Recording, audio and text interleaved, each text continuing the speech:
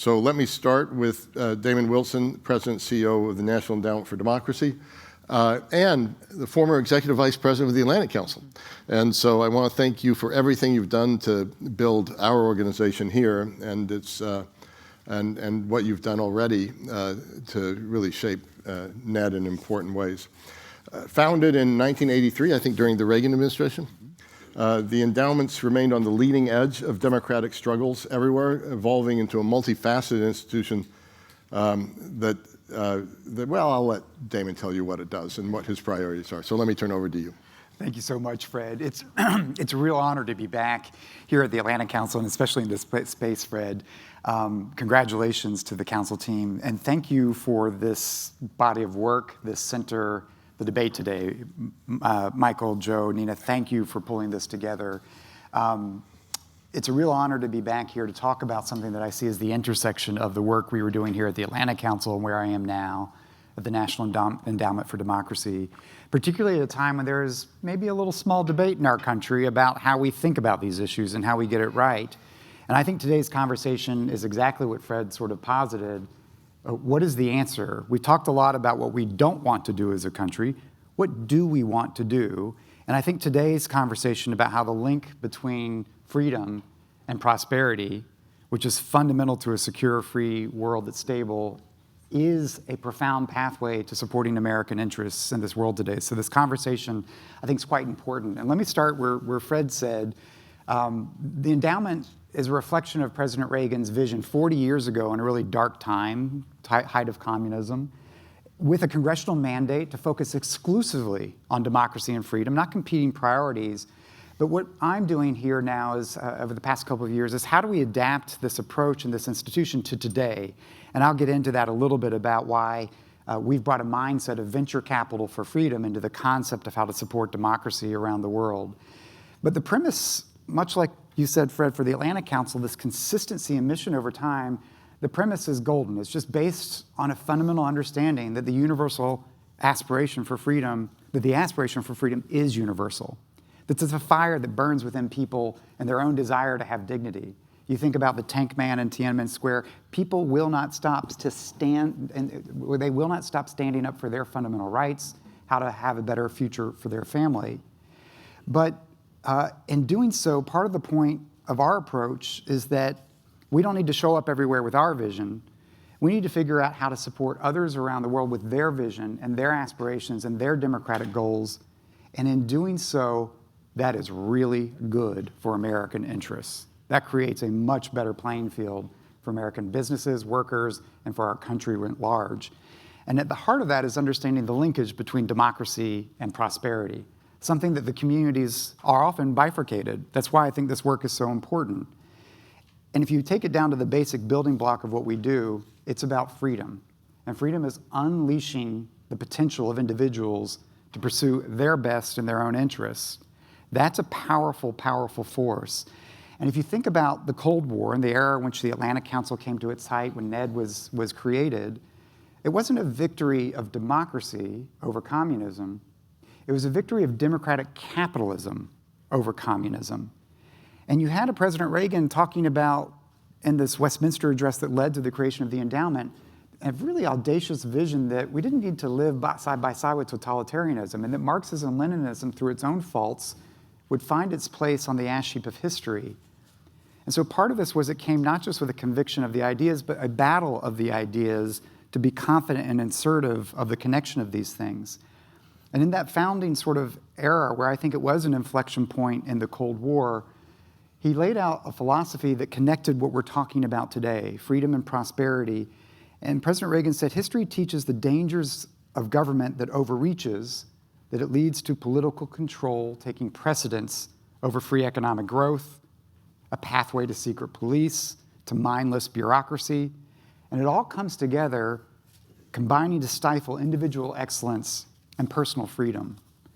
And that at the heart is why these issues come together, because today, I think we need to acknowledge that freedom is not ascendant around the world unless citizens, unless people around the world connect their political liberties to their economic security. I like to think of this a bit in our work. Some of you may know the work of one of my colleagues who coined the term the locus effect. And he talks about how all the efforts that we spend on foreign assistance and development are really undermined by a locus effect. If an individual doesn't have a degree of personal justice, personal security, is subject to petty crime, to sexual violence, it keeps them trapped in poverty. And this absence of rule of law, this absence of justice, is corrosive to the underlying effects of everything we're trying to do with health and education and all these other factors. I back it up a little bit because I think it's more profound, because you don't have the pathways towards rule of law without an acceptance of a sense of freedom. And so part of the premise of our country's debate right now of how do we actually be effective around the world with our own spending and support for others, if it's not anchored in the concept of unleashing a self-interest in someone's human dignity and their own freedom, if it's not anchored in the sense that support for democratic goals in other countries is the building block for rule of law, is the building block for accountability, is the building block upon which successful, not corrupt, healthcare systems and education systems can be built, we're missing the underlying foundation. And we're facing a real challenge right now because we've got a siren song of an authoritarian capitalism model that sort of promises many across the world that don't worry about meeting the demands of your people, their political aspirations, if you can follow our Chinese model of authoritarian capitalism. And so I think going back to understanding, as we were talking about last night, if you contrasted the growth of Taiwan with the PRC, the world would look really different. In the Cold War, our victory was driven by people seeing the difference between East Germany and West Germany. Today, you import that to North Korea and South Korea. South Korea is 51 times wealthier than North Korea, but it's more than the data. We spend a lot of time with North Korean youth escapees, and when you see these kids who, after coming through incredible deprivation, spend 6 months, 1 year, 2 years, 5 years in freedom, they flourish. One of the most popular rappers in South Korea right now is a North Korean escapee. Some of the most innovative lawyers, people who are becoming professionals, shaping a different future, and it's just with a little bit of time and freedom. And yet when you go back into North Korea, where we focus on how to simply just give North Koreans access to some information, you see this as a building block for critical thinking, where 85%, based on surveys we have of escapees of North Korean youth, are desperate to get South Korean culture, K-pop. And at the beginning of this year, we saw two 16-year-olds sentenced to 12 years in prison for listening to K-pop in front of a stadium of their peers, knowing that probably 85% of those peers were also accessing K-culture, K-pop, and every one of those folks knowing this isn't right. This isn't right. This is sort of the driver that we need to understand, that we've got a power not to think about how we impose our views around the world, not how we spend our money on helping, but how we do a little bit to back those who are taking the initiative to affect their own communities, and by supporting them as they take the risk themselves, as they affect democratic change and openings, this is really good for American interests.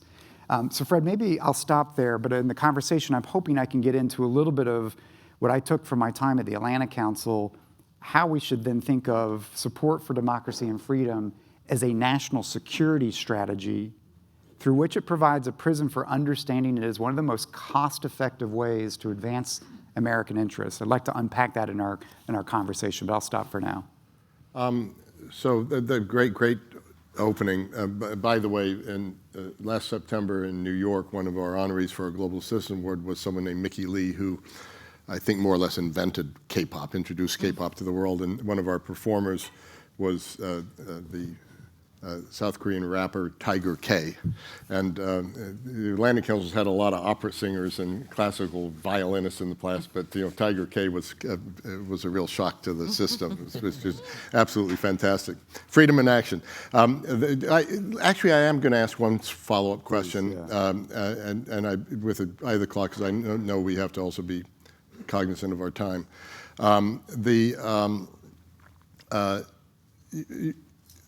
Talk to the American people.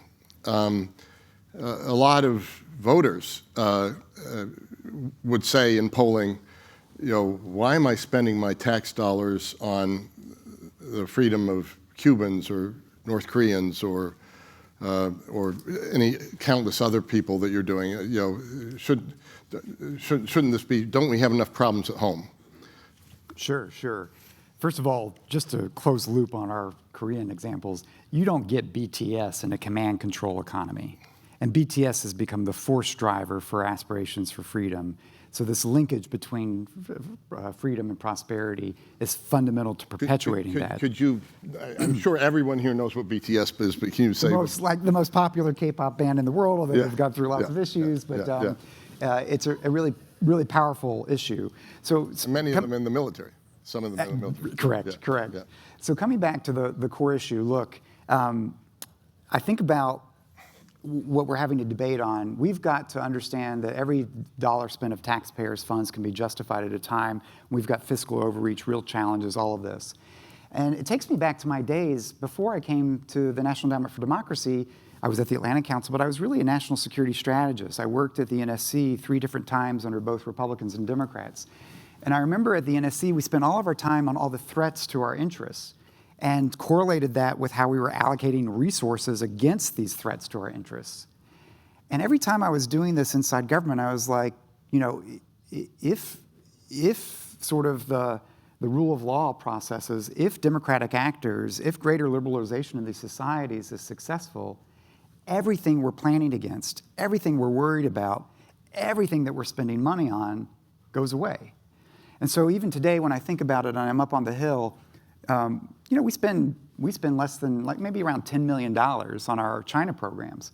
And when I'm talking to the select CCP committee about what that means, like, this is a small, small investment. It is venture capital that makes a small bet of taxpayers' funds in a way that can pay enormous dividends.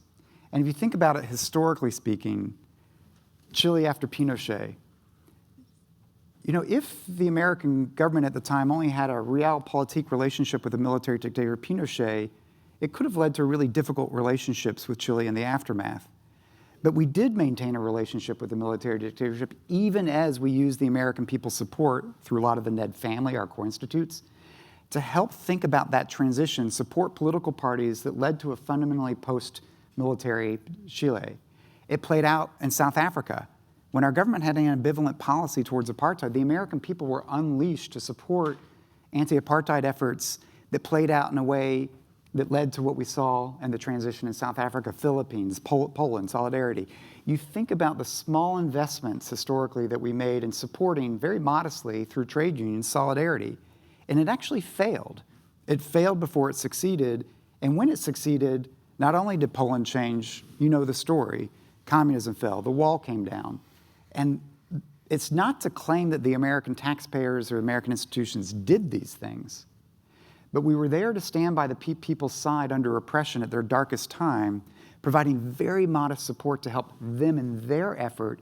And as they succeeded, they began to think it's not just that the US government had a relationship with communist leaders or military dictators. The American people stood by us to help us achieve this, and they became our friends and allies. And everything at a national security perspective we worried about went away. So today, what does that mean? If you're worried about how the CCP is undermining democracy and rule of law, if you're worried about how Iranian IRGC is threatening to kill people on our own in American soil, a CCP that opened a police station in New York that was only exposed because of a Ned grantee that documented that, if you're worried about the terrorism that comes when there isn't a pathway to earning a decent living in the Middle East because there's a lack of independent business associations or private entrepreneurs, and if you're worried about 8 million Venezuelans pouring over our border, maybe just a modest investment in helping Venezuelans push to restore a sense of rule of law, democratic accountability in their society, really modest investment. Man, talk about everything we're going to save if we don't have to think about what we're doing for illegal migration, drug flows, terrorism, and the threats to our security. America is better off when there is even a slow advance of democratic freedoms around the world, and Americans are wealthier when there's a slow advance of predictable prosperity around the world. Thank you for that, Damon. So let me turn to Amanda Glassman, Executive Advisor to the President of the Inter-American Development Bank. And Amanda, on behalf of Jason Marsack, the Adrian Arsh Latin America Center, you've just been great partners. It's an amazing institution.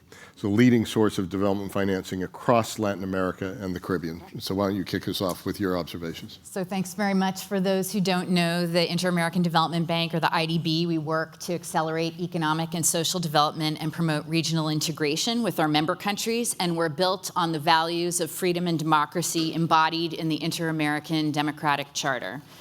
We've helped shape transformative change in Latin America and the Caribbean. We've supported countries to measurably reduce poverty, eradicate diseases like malaria, it's gone, falciparum malaria in Central America, improve public sector efficiency, and advance tax and fiscal reforms, to name a few. But as many of you know, despite progress, our countries still face a triple challenge: low and flat economic growth over decades, tight fiscal space, and increasing population demands for services, while poverty rates remain stubbornly high and security and migration concerns spill over. So this year, we're implementing a new strategy to meet these challenges with the aim of growing our impact and scale in the region, and I'll just highlight a few of those priorities. First, we're very focused on growth, jobs, and productivity. We know that economic growth is the driver for prosperity and poverty reduction in our region. I'm glad to be here on this panel that's focused on the connection between prosperity and security and development. We also generate new markets and business opportunities for all when growth happens in other countries. And we're special because we do focus mainly on the private sector. About 40% of our lending is now directed to the private sector. And when our IDB Invest, which is our private arm capitalization, is fully delivered, as approved by our governors, we will be at parity between our public and private financing arms, which is unique among multilateral development banks. IDB Invest is also implementing a new business model that prioritizes crowding in private sector investors and expanding private equity investments to retain ownership stakes in key sectors. And we work closely with the U.S. Development Finance Corporation and other development finance institutions. On the public side, we aim to reduce uncertainties so that markets and the private sector can better manage the risks, making the environment more investable. How do we do that? We do that through supporting policy reform and investment to strengthen the rule of law, finance needed infrastructure through public-private partnerships, and reduce paperwork burdens to start a business, for example. And we also operate through financial innovation. We deploy solutions like guarantees, currency hedges, and risk-sharing instruments, which are tools that address market failures and help investors mitigate risks. Second, as another example, we're investing in greater resilience to natural disasters. Our region is especially vulnerable to natural disasters. In one day in 1998 in Central America, Hurricane Mitch increased poverty in Honduras by 8%. GDP losses can reach between 4 to 5% in our most affected countries, and these disasters are often a proximate cause of migration. But no country in our region is terribly high on disaster preparedness and its governance. So we're supporting our countries to better assess risks, establish and facilitate efficient disaster risk financing and governance, and prepare and respond better when disaster strikes. And we're also supporting the region to set up new ways to deploy people and skills when they're needed across our members, whether fire, flood, earthquake, or hurricane. Third, we're building our support for greater energy security.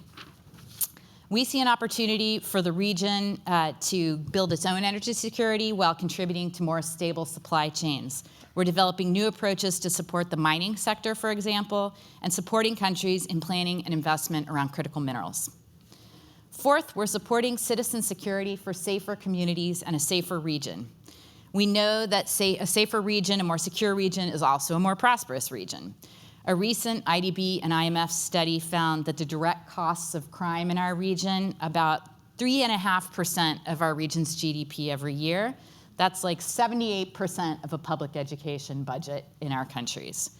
So through our lending, we're supporting our countries to prevent gang recruitment, combat illicit financial flows related to cartel and organized crime activities, and strengthen institutions with evidence-based practices.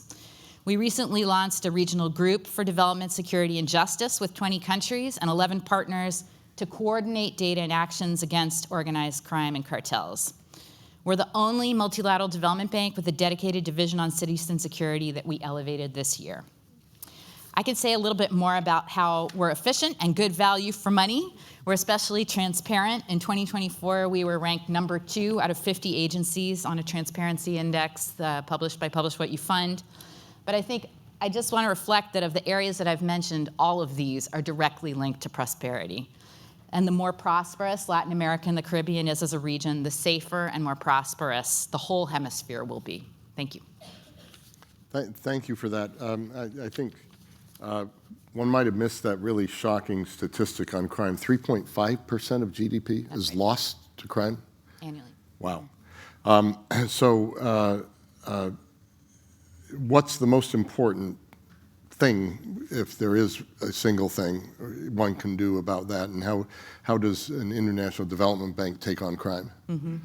Well, we work across the ministries in countries that work to battle organized crime. Our president frequently says, organized crime is called organized crime for a reason. They're organized, and we're not organized. Governments are not organized, including within governments. Different ministries act in a disarticulated way. So if we think about something like synthetic drugs, we are helping police forces to be able to identify those drugs and their precursors. We're helping the police to prevent gang recruitment into the supply chains that send these to our countries. Many countries don't know who's in their prison systems, for example. We also help with improving the digitalization of these justice institutions so they can keep track of who's where. This is also important for migration and security. So those are the kinds of things that we're doing together. Really useful. Thank you. Andrew Wilson, Executive Director of the Center for International Private Enterprise, belovedly known as CIPE. And leads global programs that advance economic freedoms, expand opportunity, and strengthen democratic resilience. And you probably have some thoughts also on tariffs. So let me turn to you. Well, thank you, Fred, for the kind introduction, and thank you to Joseph Lemoyne and his team for putting together this conference at such a profound time for freedom and markets around the world. You know, it's clear that we are at a major inflection point globally, especially in terms of how we think about the nature of commerce, governance, and freedom. And I always got to say, I love coming to freedom and prosperity events, because for someone like me, they provide fertile ground for me to expand my own thinking about the work that CIPE does and the intersection of democracy and private sector growth. And I especially find the process of when I get to prepare remarks for this kind of audience, that it gives me a rare time to reflect on what we do and also the nature of the challenges facing CIPE. So in my remarks today, I want to touch on a few quick things. I'd like to share with you some reflections on the nature of freedom and prosperity that share our thinking and approach. I want to give you some thoughts on the major trends we're seeing in our work as they relate to freedom and prosperity, and then share some ideas on how we might frame our response to some of the challenges in front of us. So let's start with the case for freedom and prosperity. We know, in part thanks to the work of the Atlantic Council team and its network of scholars, that there is a proven link between the quality of freedom in a country and the levels of consistent growth that can be generated. And from this and other research, we know there's a direct link between the quality of governance and growth. And from our experience at CIPE, I can tell you that sustainable good governance is linked to an effective and open, continuous feedback loop between citizens, business, and government, which is best provided by democratic processes. At CIPE, we also believe there's a symbiotic relationship between markets and democracy. Democracy and its freedoms feed competition, allow for freedom of thought and innovation, promote transparent and efficient rule of law and governance, create an environment of trust that allows transactions to occur, and create feedback loops for continual improvement in all of these areas. In turn, free enterprise supports democracy and freedom by providing the sustainable growth and opportunity that rewards the investments of time, tax, and participation individuals make as citizens of a democracy. The values of free enterprise reflect and reinforce the values of democracy. If we look at the basic values of corporate governance, for instance, as defined by the OECD, we find that at their heart, the need for fairness, transparency, responsibility, and accountability. At their best, strong and ethical corporate actors not only reflect, but help lead and shape the democratic direction and shape of society. And at a smaller scale, every entrepreneur, by their definition, makes their own personal declaration of economic independence, building a community of free thinkers, independent of coercive economic pressure, and reliant on freedom and its values for their success. And by participating in associations, chambers of commerce, and civil society, business becomes part of the fabric of interests and discourse that shapes democracies. So now that we've identified that business represents our free thinkers and drivers of prosperity, let me move now on what we're observing at CIPE that's worthy of our attention today. And given the constraints of time, I thought I'd focus on two things: our evolving system of globalization and the competition of ideas and interests shaping its future, both of which could take up an entire conference, so I'm going to be really telegraphic here. To paraphrase Twain, despite what folks say, the reports of globalization's death are exaggerated. But there are two things here to observe. International supply chains are still a thing, and they will be for a long time, but they are diversifying. They're being shaped by geopolitical and security concerns, as well as the reemergence of industrial policy. They've moved from a distant afterthought to the heart of domestic policy debates, and they're caught up in a global race and debate over access to resources. Alongside of this, the influence of transnational governance institutions continues to wane. The relevance of the WTO as a standard setter and arbiter continues to fade, and bodies like the OECD are becoming increasingly under question. The evolution that we've seen from global to regional trading blocs is now being replaced by a shift from regional trading blocs to bilateral trading relationships. This means that we're moving away from an era of aspirational trade policy to one that's transactional. In terms of freedom, these shifts in trade are occurring in a period of great global power competition, as we've already heard, that pits the values of democracy, freedom, and honest economic competition against non-transparent, authoritarian, state-directed economic models that assault the institutions that provide freedom and prosperity. Corrosive investment from authoritarian states tilts the playing field away from free and fair competition and towards corruption and cronyism. This competition plays out on a daily basis in every economy, regardless of size, sophistication, or quality of freedom, but it's felt most keenly in emerging and middle-income markets and those in which the quality of governance is weaker. In both evolving globalization models and the threat of corrosive capital, the quality and resilience of local institutions becomes paramount.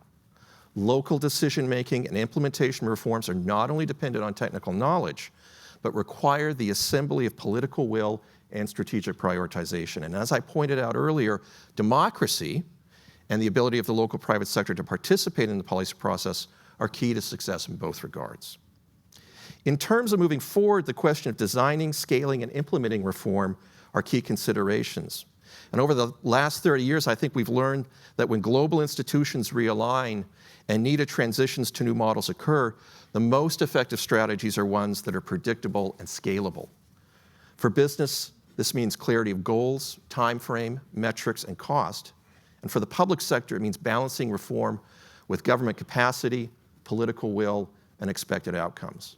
So what does this mean in light of modernizing responsive trade policies, evolving commerce models, and the challenge of alternative systems and values?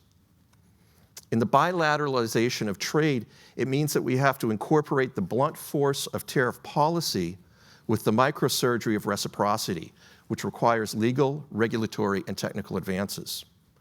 With non-tariff barriers, the devil is often in the details, and those are shaped by practice, knowledge, technical capacity, and change management. In functioning democracies, this means balancing the needs of domestic constituencies with external demand and building the local political will to deal with difficult tasks. The good news here, unlike 30 years ago when I first started at CIPE, is thanks to the evolution in supply chains and the rise of the digital economy, there's greater synchronicity between the views of international and domestic businesses in markets all around the world, and there's a common understanding of the needs for reform. So the old domestic versus foreign, us versus them dynamic has evolved and is really now, this formula is much less pronounced. For those developing trade and investment-based assistance policies, a strategic choice is ahead. If we're to be impact-driven, then we know that such approaches work better in states that already have a can-do framework of political will, government capacity, and open competition. These markets provide the most predictable and attractive environments for businesses making investment decisions and the greatest prospect for success. But if the goal of the strategy is to counter the influence of authoritarian capital in countries which don't meet the can-do standard of reform, we'll need to calibrate our expectations and interventions. And at the core of our approach should be a strategy that promotes the market values and policies that make corrosive investment less attractive and gives our constructive capital a chance to win. But to do this, the carrot of investment and the stick of potential tariff action will need to be paired with realistic priorities and expectations. Government capacity for reform and available resources to pay for them are frequently limited, and often the private sector lacks the know-how and resources to comply with evolving standards and practices. In designing these actions, the need for local engagement once again becomes clear, and the consultative process, both domestic and international, must include the private sector as a partner from the outset. Countries that possess democratic institutions are at an advantage here. My apologies for the short-handed nature of my remarks. There's indeed much to be said about the relationship between freedom, prosperity, and democracy in our fast-changing world. So if I'm forced to summarize, I would say two things. Democracy still provides us with the most durable and conducive environment for economic growth, and the business community, through its representative institutions, is an important contributor to both its resilience and evolution. So, Andrew, thank you for that. Just in a couple of sentences, you use the term corrosive capital. Could you just define what that is? Yeah. Corrosive capital, you know, we're a partner-driven organization. We have think tanks, associations, and other pro-business NGOs around the world that work with us on issues. And in particular, this issue came out of work that our partners wanted to do in Southeast Asia when they saw an influx of investment, both private and public, from China. But we've also seen it play out in the Balkans with investment from Russia and in other places with investments from Gulf State. And essentially, this is the phenomenon of capital from authoritarian states that enters markets and has a corrosive effect on the rule of law in those markets because they promote corruption or they encourage governments to ignore their own laws, labors, and standards. So by its nature, like water through cracks, it corrodes the rule of law in the countries in which it is working. I gotta say, our goal at CIPA is not to stop flows of capital into a country. This is easy money to get. There's a role for money from China and other states to play in reaching development challenges. But our take on this is that it's gotta follow the rule of law in the countries it's going through. And so working on those frameworks is really important. The Chinese are learning, and if we look at the Belt and Road and other things they're doing, they're constrained as well economically. There are changes that are going on. But if you're gonna counter this, we've also got to realize that it's not just emerging markets this is happening in. If you look at the experience of Australia or Lithuania, this is an economic policy tool. This is an economic political policy tool. It's an economic security strategy tool that's being implemented. So you got to think of two things in countering this. One, you've got to increase the transparency and oversight of these investments. And two, you've got to help countries build economic resilience strategies. So that's things like investment screening, how they can assess their economic exposure to corrosive capital. And the third is how you might help countries diversify their investment portfolio away from reliance on Chinese investment. Palau's a great example of this. Palau is over-reliant on Chinese tourism. The minute that the government of Palau took steps that the Chinese government didn't like, overnight, the number of flights from China to Palau was cut by 90%. So these are active economic tools that are used in a coercive way, and we've got to help countries prepare themselves and diversify themselves. Thank you, Andrew. So I'm going to end this opening round with Michael Nyenhuis, and then I want to go directly to questions. So already think about what's on your mind, what you want to raise. It took us a while to get to the word China, but I'm sure we're going to come back to that, not just in this panel, but also throughout the day. The President and CEO of UNICEF USA, UNICEF, and this is such a simple sentence, but such a powerful one, has helped save and meaningfully improve more children's lives than any other humanitarian organization.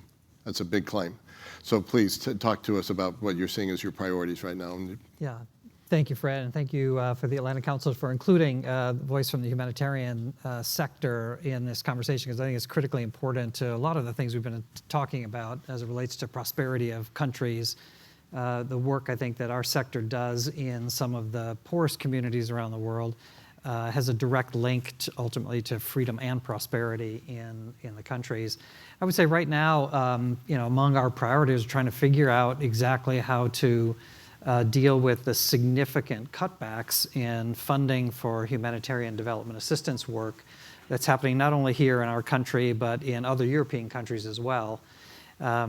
We've seen significant cutbacks in the UK, in Netherlands, Sweden, countries that have been at the forefront, along with the United States, of being leaders in funding development and humanitarian work around the world. And I think one of the things we're struggling with is how do we do a better job making the case that the work that we do does in fact make our country safer, stronger, and more prosperous, which happens to be the phrase of the day. And I think we can make that case. We just have to make a better case of it. I will say, first of all, despite all of these cutbacks and a seeming less interest in our government in this work broadly. I'm on the board of Interaction, which is an association of about 180 NGOs based here in the U.S. that work globally. So all the big names that you can think of, and lots of smaller organizations and mid-sized ones as well that do really important niche work. And many of them receive funding from the U.S. government, and they're all struggling with significant cutbacks and terminations of critical programs. But the majority of those organizations receive a majority of their support from the American public, from the private sector, from individuals, from foundations, from corporations.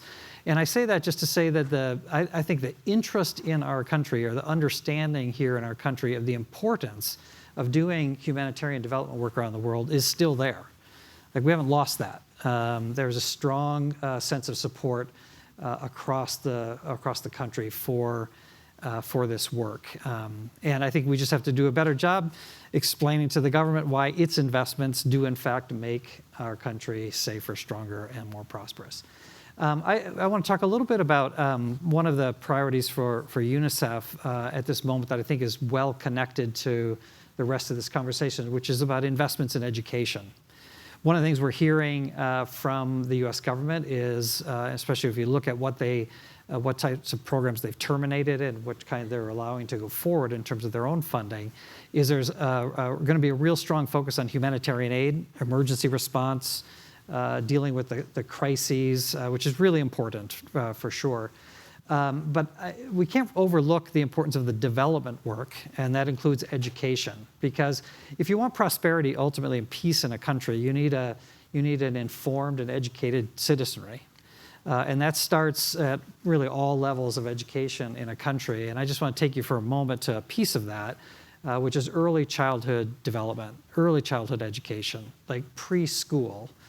2 to 4-year-olds, the investments that are needed there. We have tons of data that show, and it's true here in this country too, tons of data that shows that investments in early childhood education, early childhood development, make a huge difference in the success of students in school. And of course, pathways out of poverty start in classrooms and children getting the education that they need. But in many places, kids, especially in rural and poor communities, don't have the advantages to get a head start into school. So this is one of the high priorities for UNICEF, and we receive funding for this work from lots of private sector, but have in fact from the government as well. And we really think that this should continue, because we need an informed and educated citizenry. So just as one example, we have a program we're doing in Guatemala. Stay on the Latin America theme here for a minute. In Guatemala, if you're a family with few resources living in a rural area, there's no access to any kind of preschool, pre-education to get kids ready for school. So UNICEF brought into Guatemala a program that we'd successfully done in other Latin American countries, early childhood development focused on 2 to 4-year-olds, to give them and their parents the tools they need to be prepared for these children to go to school and to be ready to hit their education well and hard when they got there. We brought that in and piloted it in 50 communities, developed the data around it to show the impact that it was having, the positive impact as these children, 4-year-olds, became 5 and started going into the normal school system, and showed that it worked. And then we took that to the Ministry of Education in Guatemala and demonstrated to them that this was worth their investments.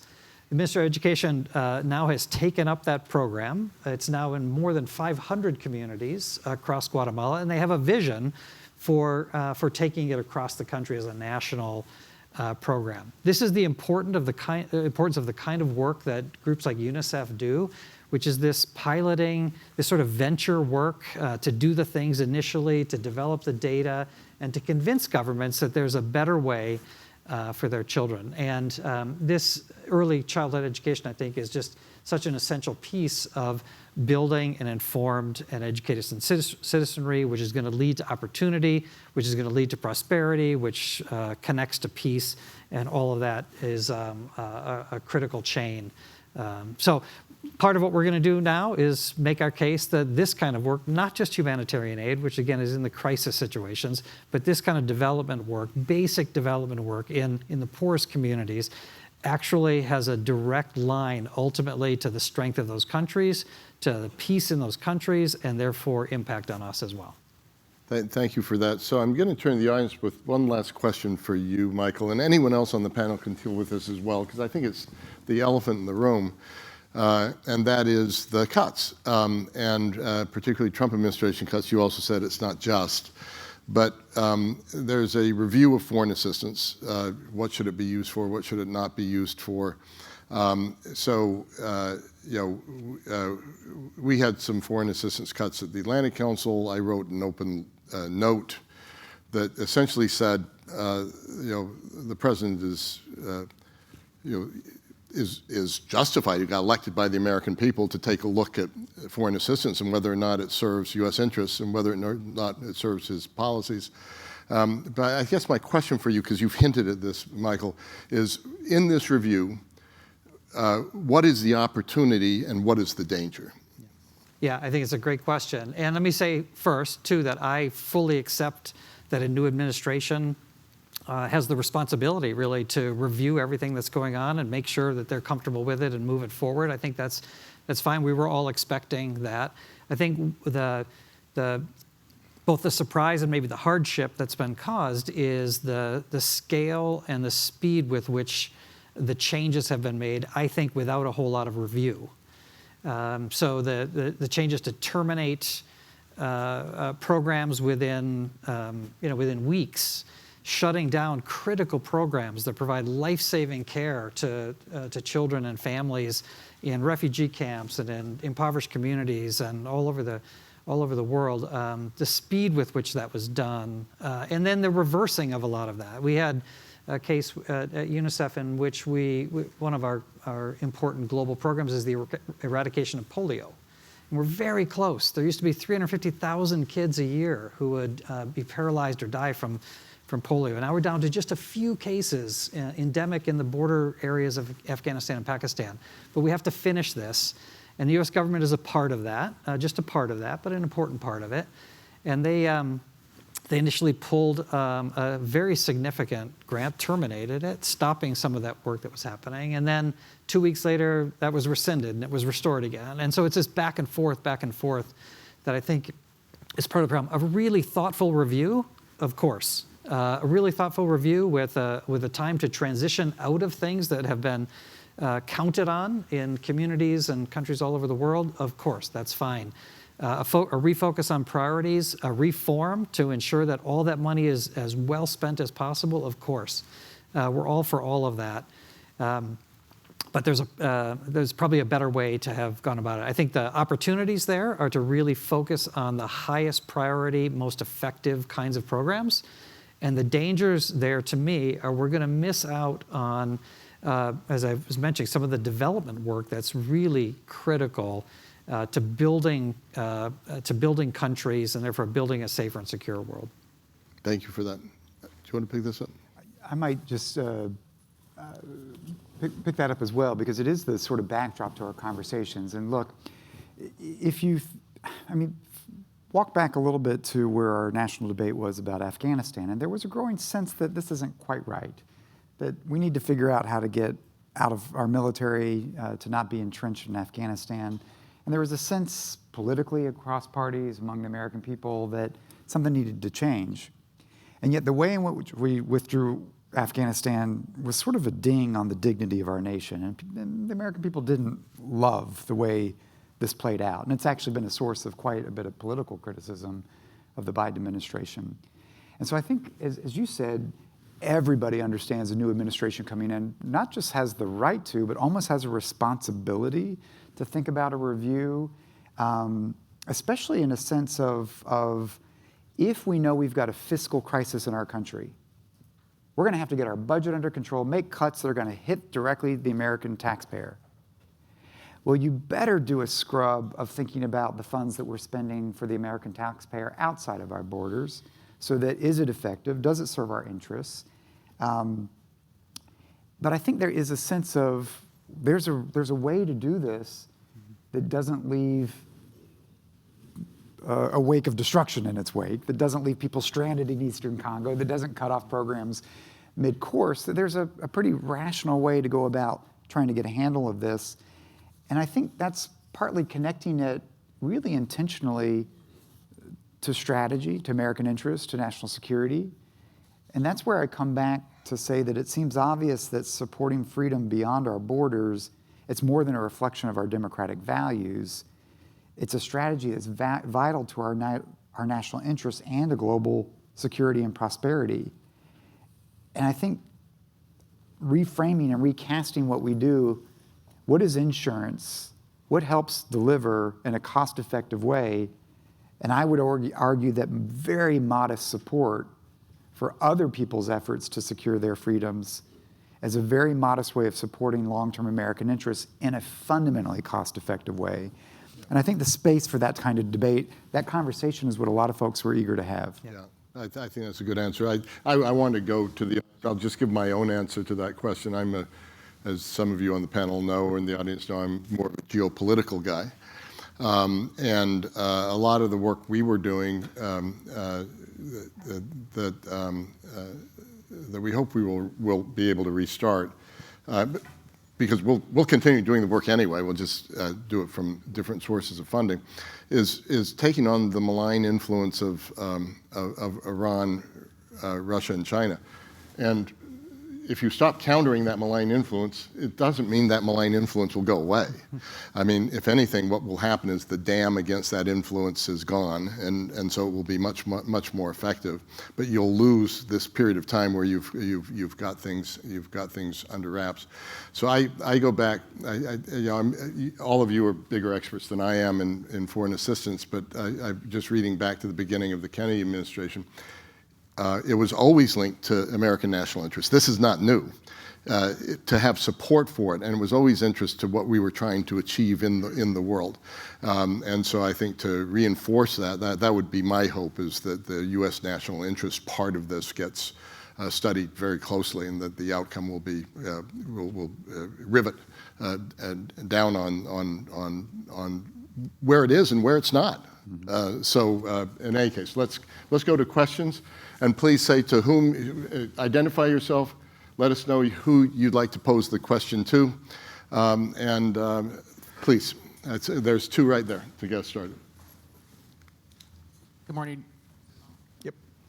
Good morning, Richard Crispin, Collaborate Up. Great to see you guys, a wonderful discussion.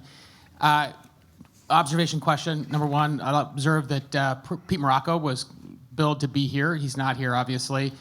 But 3 of the 4 of you, the things that you talked about, as I understand it, are on the chopping block and are not going to be funded moving forward. Democracy promotion and a lot of the economic growth programs. I wonder how the 3 of you, excluding the gentleman from UNICEF, what your response would be to Pete if he was here, and also what you would say to the Hill, especially since I don't believe full budget markdowns have occurred yet. So what's the case to particularly Republicans who are up for re-election right now? Those folks, Senate Foreign Relations, Senate Appropriations, what would you say to them? And let me also just say on Pete's behalf that he is coming back to the Atlantic Council. This is postponed and not canceled, and we're going to and my guess is it'll be a little bit closer to when they put together their conclusions from their review. Please. I'll take the first cut at this. If we look at what we're seeing in terms of the draft strategies that are starting to leak out from state and USAID on development strategy for the U.S., it's going to be heavily reliant on plussing up the DFC and working with the Millennium Challenge Corporation as sort of the go-to organizations on this. I think that's a can-do country strategy, right? Especially the Millennium Challenge Corporation. You already have to be at a certain benchmark of performance and quality of governance and et cetera, to qualify for a Millennium Challenge agreement.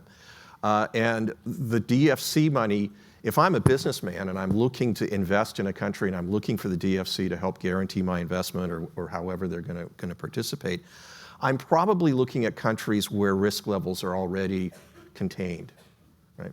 So that takes care of that strata of friends and good performers, but it does not address, I think, the can't-do countries, which were relegated to USAID in some ways in previous strategies. And we can't ignore the can't-do countries. Why? Because they are suppliers of minerals. They are within the supply chains. They are of a strategic interest to us. And they are the ones most at play when we talk about the influence of authoritarian capital. And we do need to have, I think, some strategy that if we're going to rely on DFC as being our primary point of entry into these markets, that there is some sort of support for improving the governance questions in these countries around investment. Because without that, the companies aren't going to go into these markets, no matter what we promise them or encourage them with development finance credits. It's an important part of a strategy for de-risking, but it's not the whole of it. So we're still going to need to find a place to park some of this work that looks at the investment environment in the can't-do countries. Great. Any other answers? And Amanda, I had this on my list of original questions for you, which is what's the value? And you hinted at this at your opening comments, but what's the value added for the United States of the IDB? Mm-hmm. Well, in addition to sort of the prosperity issues that we've already talked about, I think, first of all, the Inter-American Development Bank has 46 member countries. Our actions are directed by our Board of Governors and our Board of Directors. The United States owns 30% of our shares on the public side and about 14% of our shares on the private side. So the U.S. government really determines, with our other board members, what our strategies are, what our actions are. We don't currently hold any USAID financing and have only held very, very small amounts in the past. So, and we lend money to governments. So this is their money, they're paying back. We use our net income to finance our operations. The last time that the United States contributed in cash to the public side was in 2009. So we have an income management model that that generates its own financing as we go. And obviously we have U.S. Citizens as a member country. It's based here in D.C. We're 1 block from the Treasury. So we're here. That's how we operate. Just to recap, I think we promote regional stability and security. We're helping to build diversified and resilient supply chains in key sectors that matter for the United States. We've talked about the business opportunities that can be created, the reduction of migratory pressures, not just by economic development and security, but also support to returnees to stay in the communities. In fact, we have traditionally supported the government of Colombia, for example, under President Duque to settle those 8 million Venezuelan migrants mainly came to other Latin American countries. And so having them rooted in those countries also redounds in the United States. And so that's what I would say. I think we're good value for money. We're there on the private side, and it should support the way going forward. Thanks. Great. And we'll turn to the next question there. You're asked quite directly what the advice would be to Pete. Look, it's clear that the administration wants to shake things up. That's not a secret to anybody. And they're doing so, as has been said on the panel, faster and at a different scale than was anticipated. My advice would be, if you're going to do that, then the outcome, the American people have to see the outcome as having been worth the disruption.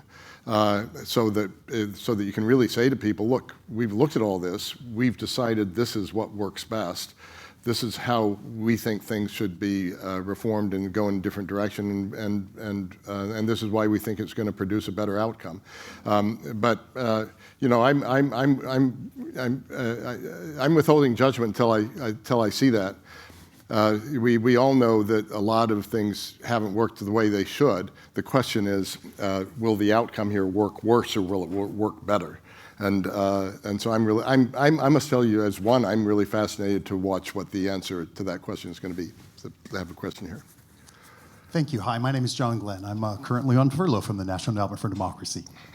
I want to situate this conversation with how America thinks about threats. These are tools for how we deal with our threats. And I was reminded lately in the debate of our conversations we were having about 10 years ago when we heard folks like General Mattis say, if you don't fully fund the State Department, ultimately I need to buy more ammunition. That can seem 10 years ago, but I swear it's short. The UK military chief of staff pressures to increase defense funding, deal with Ukraine, absolutely right, are leading to cuts to foreign assistance. And he warned that cutting aid to fund security is a fundamental strategic error that risks making us weaker, not stronger. Funding one out of the money allocated to the other risks undermining the very security we are trying to ensure. And so in some ways, I invite the panel, if there's thoughts on that, how we situate our work, not just in our own sectors, but how we situate dealing with the challenges that we're facing in the world. I'd also put a question to you all. I loved the way you're talking about the broader conversation we're having about America's role in the world, about what this means to folks. One of those critical ways that people express it is by expressing their votes to lawmakers. What are you hearing from Congress, and what should Congress's role be in this process? Who would like to take that on? Michael? Yeah, maybe just a couple of quick comments. I think, it's true that our foreign policy has stood for a long time on this three-legged stool of defense, diplomacy, and development, and that all three of those are critical. And there have been many, many comments from military leaders about how important the development piece of that is. Because they see it in countries, and they see that it's path toward a more secure future for everybody. So I just think we need to continue to make that argument that defense, diplomacy, and development are all critical and maybe of equal importance in doing this. And I think, I'm on Capitol Hill regularly speaking to staff and members of Congress about some of this and continuing to make the argument for us. And one of the arguments I'm trying to make is that we need to do a better job, as I said, making the argument that our work helps make our country safer, stronger, more prosperous. It does, and we have many examples of why that's so. But I do hope that this is not just becoming a self-interest anymore. Our country has and the UK too, has a long tradition of generosity, of reaching out because we can, of drawing on our own faith experiences and others that say, to those who have been given much, much is expected in the world. And I hope we're not just jettisoning all that, because that sort of generous spirit makes us better people, makes us a better culture, makes us a better country. And if we abandon that completely to only focus on self-interest, I think this is going to be bad for who we are as a people. And that's part of the argument I think we need to make too. Anyone else want to take that on? Maybe just a couple points. I mean, I do think the choice, the dichotomy between sometimes our ethical, moral anchor of values and our strategic interests in this space, it's a false dichotomy because there's a reinforcing here. And so, John, picking up on your threats piece, and John's exactly right, because, well, first of all, if we pull out, as Fred said, we're leaving the playing field to autocratic adversaries that are filling that void, and man, we're seeing that move fast. We're seeing some celebration, we're seeing the approach, we're hearing this in many discrete ways on the ground, and I don't think anybody in this administration or across Capitol Hill wants to see an open playing field for the CCP, for autocratic adversaries that are competing globally. Second, it's part of our whole strategy of engagement with countries around the world is to bolster their own resilience through how they can actually interact with other countries without China showing up to undermine the rule of law, to undermine democracy. And that resilience really rebounds well to protect American interests, businesses and workers not being undercut. But ultimately, it's also about understanding that in the battle of ideas, if you don't like dictators, it's not an issue for the United States. Support their people and just stick with them over the long term. And so I think right now, when we're up on the Hill, we are actually not a part of foreign assistance. The endowment wasn't subject to a foreign assistance review because we're considered, we've got a direct congressional appropriation. I won't go through all of this. But we really are a function of Congress with built-in congressional oversight, direction, strategy. We are a creature of Congress in this sense. And so we wouldn't, when we're up on the Hill, we talk about, the American people, we wouldn't know the story of Mahsa Amini without very modest investments that we've made in Iranian journalists that helped take a local story, get it out to the world, and once it was out to the world, boom, back into Iran. We wouldn't actually know with certainty with the documentation about a Uyghur genocide, forced labor and internment camps, without the long-term support that the endowment has provided in a very modest way with groups the Chinese claimed were terrorists, but over time people understood actually what was happening in the region. We wouldn't actually have documented in great detail the data that backed up the stolen election in Venezuela without the long-term engagement of our core institutes, of the work that we support of Venezuelans, to not just assert the Maduro, but to really, for the Venezuelan people, every Venezuelan to have with clarity that he lost in every region, every province across the country. We wouldn't really understand the nature in which Cuba has twisted the dictatorship to become a mafia kleptocratic state that's actually stealing resources that are coming in, weaponizing things about its intelligence and how it channels people through visa-free Nicaragua to empower Maduro, to flood our borders. We wouldn't know that without the documentation of Cubans. And we wouldn't have Chinese that had figured out how to penetrate the Great Firewall to get information both in and out. And so when we're up on the Hill, this is what we know members of Congress across both parties value and they want, particularly when they understand this is done with very modest efforts.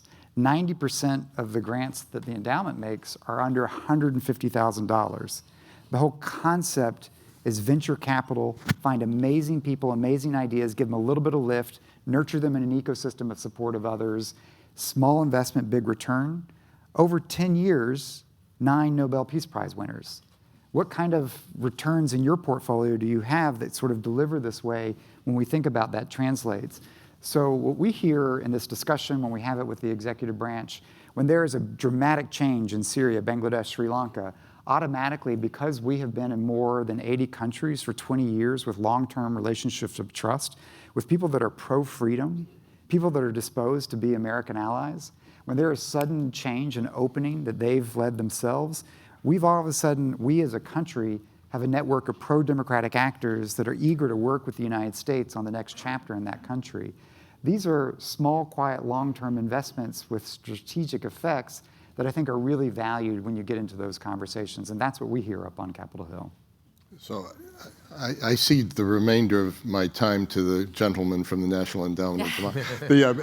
So you did talk about the Hill, and that nothing could have been better Senate testimony than what you just laid out. And so, so thank you for that, Damon. Let me pick up. I see one here. I see. Oh, now I've seen lots of questions. So let me pick up one here, and then here, and let's pick up 2 at a time. Michael Ashura, I'm with The Insider. Damon just gave a phenomenal answer to the question I was about to ask, I think. Because it was laid out that there is, quite clearly, a relationship between freedom, democracy, and prosperity. And everybody in this room understands that, presumably. Kim Jong-un understands that. Vladimir Putin understands that. Nicolas Maduro understands that. Donald Trump understands that. Why do these people not take your advice? What are they actually doing? And how do you prevent them from doing it? Let's take another question in between to buffer that one, please. Good morning, everyone. My name is Nicole Golden. I'm a non-resident senior fellow here at the Atlantic Council, and great to see you all. I newly assumed a role in New York as the head of equitable development at the Center for Policy Research at UN University. So much of what you've said has resonated, and short plug, I have a new piece out on pivoting development for a new era.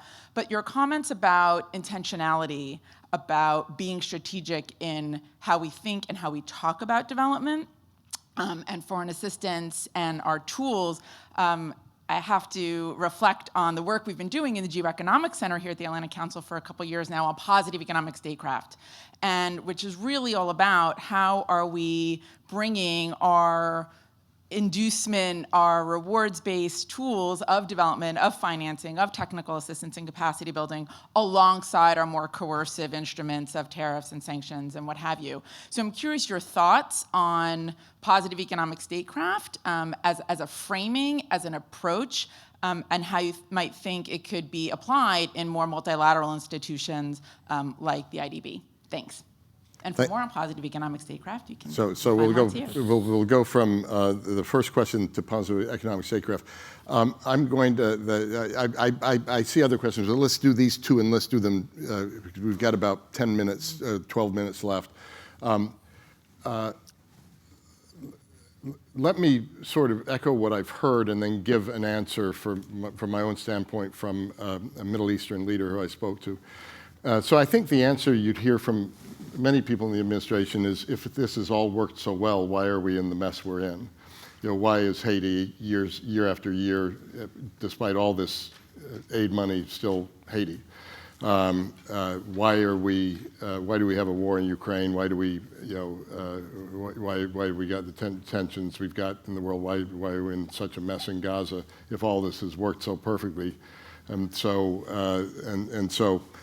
Talking to a leader in the Middle East, I won't name his name, he basically said, well, typical geopolitics is a three-dimensional chessboard where people move pieces in a Kissingerian way and seek advantage over time. And he says, what we're observing is that the Trump administration has thrown the chessboard on the floor and is rearranging the pieces. And he said there's a potential upside to this because you've been in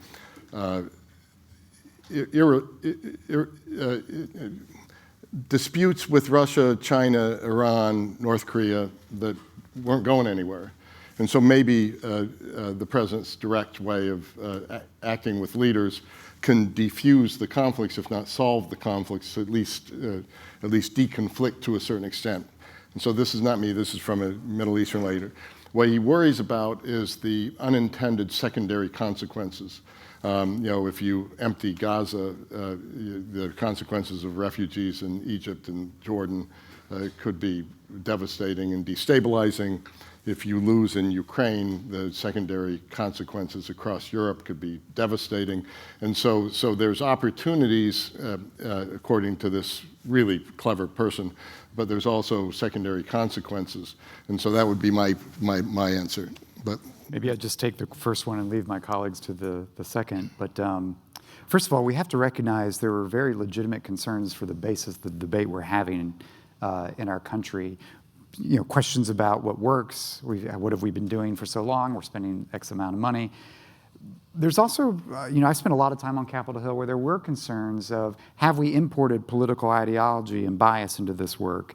Have we seen mission creep off the focused efforts that we were trying to do, and we're seeing now more narrower agendas as part of this?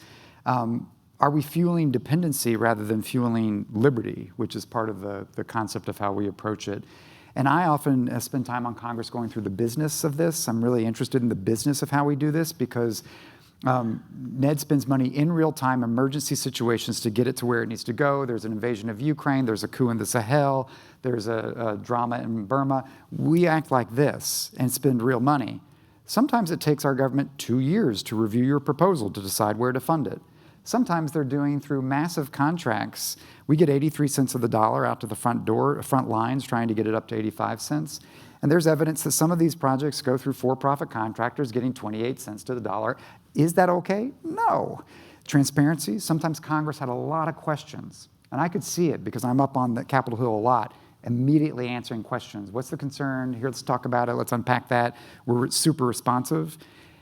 That kind of broke down. And I could see building over the past couple of years an animosity of, what are you doing? Where are you spending the money? Why won't you talk to me? Where's the transparency? That eroded some trust. And so that's a little bit of what's playing out right now. And there are some legitimate, really legitimate issues there.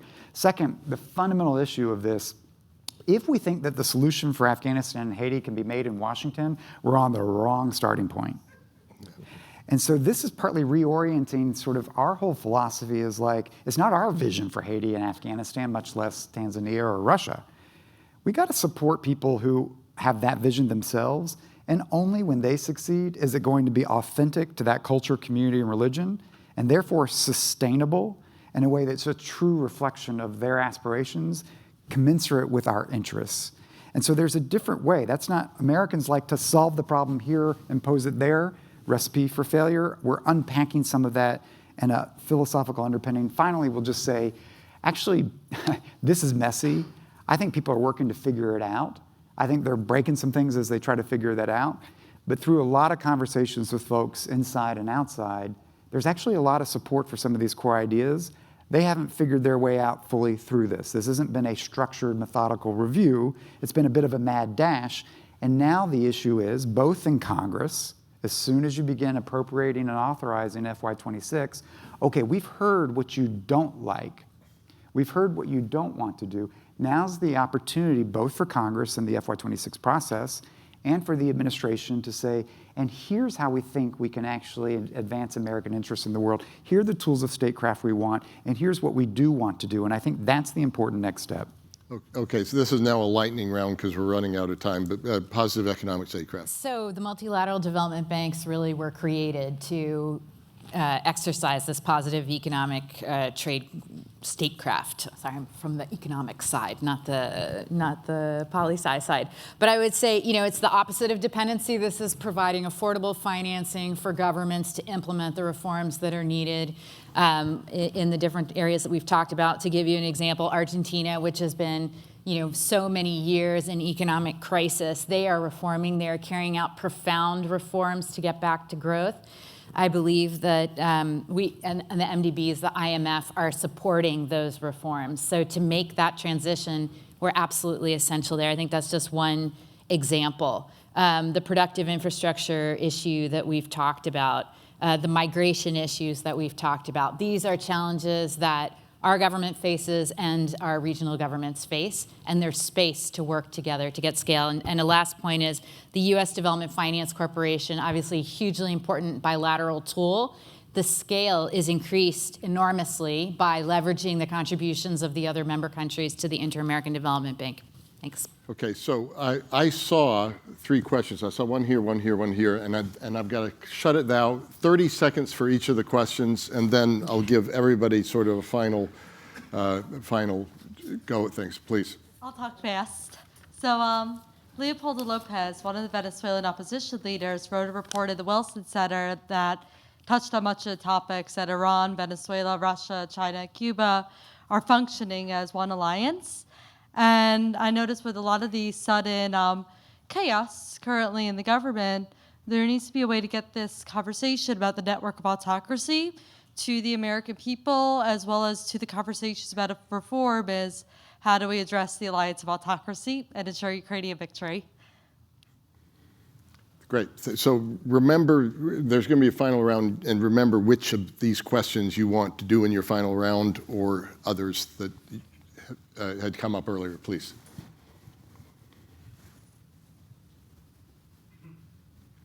Thank you. So my name is Achilles. I'm studying at the LSE. I'm from Greece. I'm from the EU, and I've worked in the European Neighborhood Policy. And the EU employs a lot of conditionality to achieve the outcomes that it wants. And really, Moldova is a case of a country that has achieved a lot, namely because Maya Sandu is a policy entrepreneur.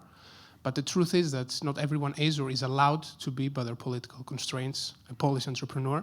And I think this is where corrosive capital hits the worst. So what can we do to compete with corrosive capital in these cases? Really, really interesting. That sounds more one for you, Andrew, as we get through final round, please. And this is the last question. Thank you so much. I'm Dr. Nicoletta Catrini, Senior Lead Scientist at the University of Lausanne. I came from Switzerland yesterday, but your discussion resonates special with me because I was born in the Romanian dictatorship. I grew up there, so I lived half of my life in Romania and half in Switzerland.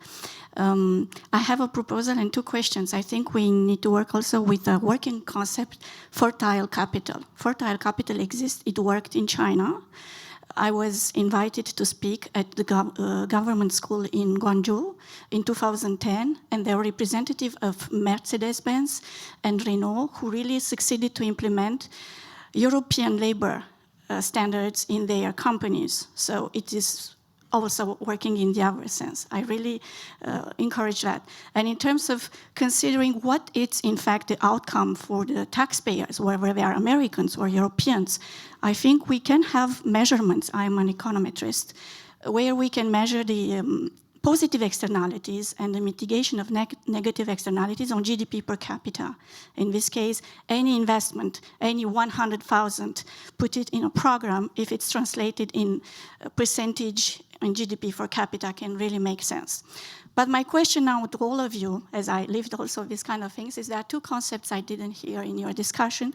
It's about, but it relates to one, the comment we need to empower the people, the local people, because there is the solution. The ownership. I think this is prosperity and freedom lead to ownership. In fact, prosperity and freedom per se would be, in fact, tools to increase the private ownership. I can tell you that this is where, in fact, the power comes from, because when you are vulnerable economically, you are also vulnerable socially and politically. And related to this, it is fight anti-corruption. Because when you have private ownership, you can also have capture of these private capitals.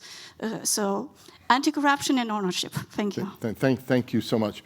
So 45 seconds each, and we're going to go opposite direction of the way we started. So, yeah, Michael. I'll just be very quick. Humanitarian aid, development assistance, development finance, trade, all wrapped in good governance and democracy promotion. Seems like we need the whole thing, and I think we need to keep promoting that. Take that formula, but in the case of Moldova, what you're trying to do is reorient an economy away from corrosive capital towards the promise of the EU. Can't be done overnight, and that's the point, is that the private sector is not ready to do that. The government's not ready to do that, and that gets back to my initial comments about having things that are scalable. You've got to be able to create the economic reform policies within the government that it can implement, given the resources and the skill sets it's got. So it doesn't have to be perfect right away. There's got to be a roadmap, but it's got to be implementable. And the same goes for the private sector. If you're trying to sell apples into the EU, and this was the case in Moldova, right? Moldovan apple farmers didn't want to sell into the EU. There were too many standards. There were too many regulations. It was too restrictive. They just sold them to Dubai instead. They're still selling apples. They're not selling to Russia anymore, but they're selling them into markets that they can sell into. And I think it's understanding that the private sector has its own capacity limitations when you put these in place. Amanda. Yeah, just to repeat, I think the region's prosperity is really totally interlinked with the prosperity of the United States in so many ways. So I hope that we use the multilateral development banks as an important tool in that. These are great questions, to close out. Leopoldo Lopez is right. The axis of aggressors helps understand that we aren't in a democratic recession. We're in an assault on freedom. And we would see nonviolent civil resistance movements succeeding with historical rates if we didn't have autocrats working together. Maduro would not be here today without backup. Svetlana Tsikhanouskaya would probably be president of Belarus today without the autocrats working together to back each other up. It's a clear and present danger. Moldova and Ukraine at the center of this. It is about ownership. We were supporting Ukrainians since '89 in a way that Vladimir Putin didn't understand. Despite bad governance, the agency of Ukrainians and their communities' decentralization is part of what stopped a Russian invasion because of the power of people. Without IRI support for Moldova's effort to help ensure citizen engagement, voter registration, diaspora participation in the election, Moldova would be a Russian vassal state today. I grew up as a kid in rural North Carolina, and you were black or white, and my best friend was Ted Tatos, a kid whose father was a dissident under Nicolae Ceausescu's Romania. And it took the lived experience as a kid for me to see through the eyes of someone who grew up in tyranny, to understand as an American how naive I was, how much I took for granted, and how much it was important for me, not just because it was the right thing to do, but it was the smart thing to do to support them. So I'll just close with the premise of this whole conference. You go back to the ownership. There is no healthy democracy without a healthy private sector. There is no, if you do not have a source of wealth and power that's independent, if you have to go into government to be wealthy, we have a problem. Private sector, this prosperity is the source of innovation. It's the source of problem solving. It provides checks and balances. It is the core to democracy's ability to self-correct. And fundamentally, that is our golden strength. We don't need the CCP to tell us what's wrong. We're going to debate it. We will self-correct. That linkage of competition of ideas, the private sector mentality, that is why we will figure out how to rejuvenate at home and outcompete around the world. Damon, thank you for that. I think it's fitting that we started this way, Michael and Joseph. I really, to have, in the last round of questions, in a forum about democracy and freedom, to have someone from Greece named Achilles ask a question. I mean, I just really needed to call attention to that. Next year is the 250th anniversary of our revolution. It's been a grand and incredibly successful experiment in democratic rule. I don't think any of us internalize enough that it continues to be a grand democratic experiment, and that you have to continue to take care of it and refresh it and strengthen it. To me, I spend, like maybe perhaps many of you, time on artificial intelligence, ChatGPT, Claude, whatever it is. This is the antidote to it, which is bringing people together, talking to each other, sharing ideas, and spontaneous combustion of this sort. So with that, let me thank you in the audience, let me thank the panelists, and then turn the podium to Joseph.